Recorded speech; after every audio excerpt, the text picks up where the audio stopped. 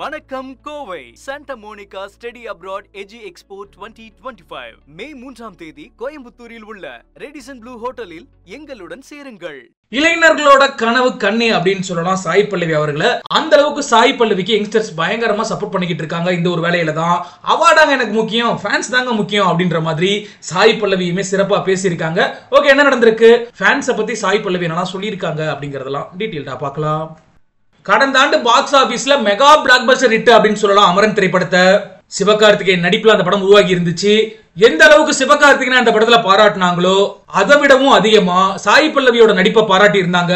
அந்த திரைப்படமானது தமிழ் சினிமாவுல மிகப்பெரிய மைல்கல்லா மாறி இருந்துச்சு. குறிப்பா 300 கோடிக்கு மேல வசூலை ஈட்டி இருந்துச்சு.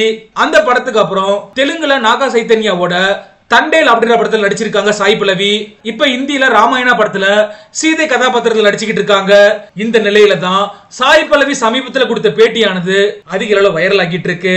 அதற்கு முக்கிய காரணம் அவங்க அந்த பேட்டியில சொன்ன விஷயங்கள் தான். என்ன சொல்லியிருக்காங்க அப்படின்னா, எனக்கு எப்பவுமே அவார்ட்ஸ் முக்கியமே கிடையாது, ஃபேன்ஸ் தான் ரொம்ப முக்கியம். நான் நடிக்கிற கதாபாத்திரங்களோட எமோஷனல் காட்சிகள்ல ரசிகர்கள் அவங்களையும் இணைச்சு பார்க்கணும்.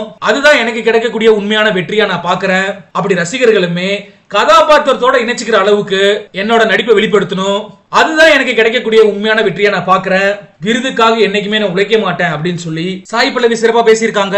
எஸ், அவங்க சொல்றது உண்மைதான். எந்த கதாபாத்திரம் கொடுத்தாலுமே அந்த கதாபாத்திரத்தை உள்வாங்கி சிறப்பான நடிப்பை வெளிப்படுத்துற காரணத்தினாலதான் அவங்களுக்கான பேராதரவையுமே ரசிகர்கள் கொடுத்துக்கிட்டு இருக்காங்க அப்படிங்கறதும் குறிப்பிடத்தக்க விஷயம். சரி, ஓகே, நீங்களும் அவர்களோட கமெண்ட் செக்ஷன்ல பதிவு பண்ணுங்க. சாய் பல்லவியை உங்களுக்கு எந்த அளவுக்கு பிடிக்கும் அப்படின்ற உங்களோட கருத்துக்களை. வணக்கம் Kovai Santa Monica study abroad எஜி எக்ஸ்போ 2025 மே 3ஆம் தேதி கோயம்புத்தூரில் உள்ள ரெடிசன் ப்ளூ ஹோட்டலில் எங்களுடன் சேருங்கள்.